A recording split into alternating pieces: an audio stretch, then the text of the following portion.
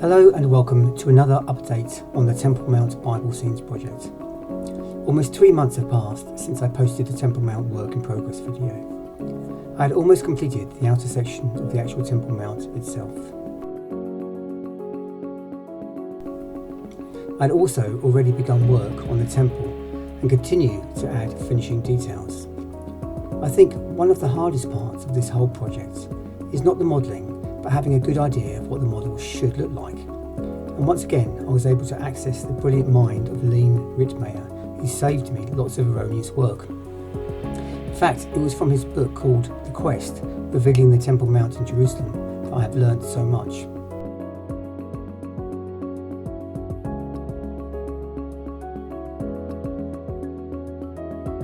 For example, I was going to put a veil at the front of the temple, but Leen had a description of doors that were made to concertina back to create a free flow into the temple. It made so much sense.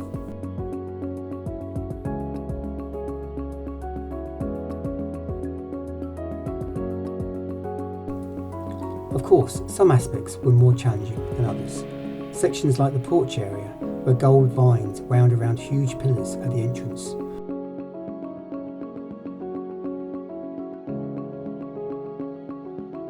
Or simply creating a network of stairs and rooms that existed within the temple itself.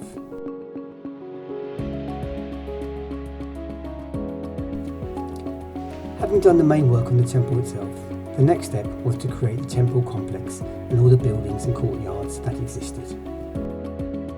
In the same way that I started with the Temple Mount, I took the Ritmeyer plans and by cutting them into their own sections, recreated a three-dimensional version.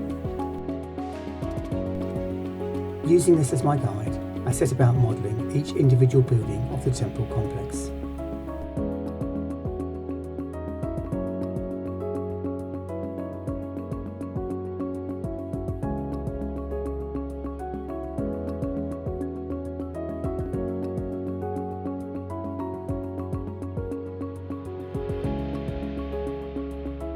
What was so interesting for me was to see the names of each individual building.